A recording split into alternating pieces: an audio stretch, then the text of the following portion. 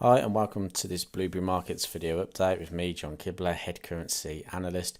In this video, we're going to be taking a look at the New Zealand dollar in a little bit more detail, as we could expect a little bit of a long-term bullish move to come from the currency. Now, reason being, early this morning, we had some data out of the New Zealand employment figures, and essentially they showed us that employment or unemployment first fell quite dramatically, and employment gained quite dramatically as well. So the previous numbers for employment were minus 0.7% and they rose to 0.6%, and we had the previous unemployment rate at 5.3% came out at 4.9%. So again, nice drop on the unemployment rate, and we could see this continue going forward. The reason being is as well, we're still in the middle of this pandemic,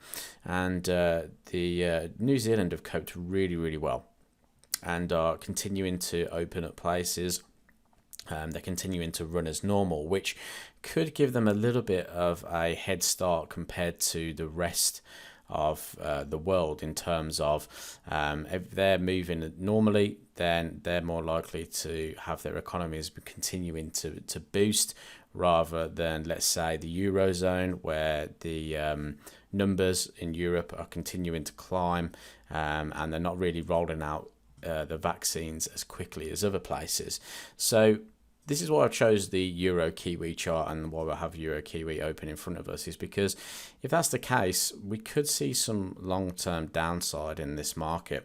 And what I'm looking at in particular is for the market to come back down into some pretty key levels. So we have a really nice area of support around about 1.64. Okay, so we'll just draw that on the charts, sort of around this area here.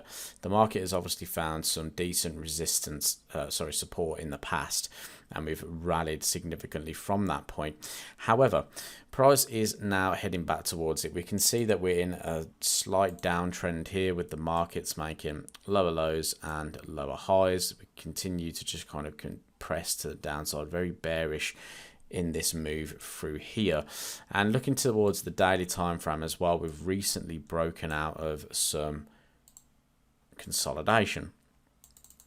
So what I'd be expecting from Euro Kiwi now is that further downside. Now that the trend is starting to continue, we could be looking for price to pull back into this area and then continue to the downside. And if it is going to do that, then we've got a few hundred pips to really work with here for some downside. So around about 300 pips if price can pull back into this area to then go short.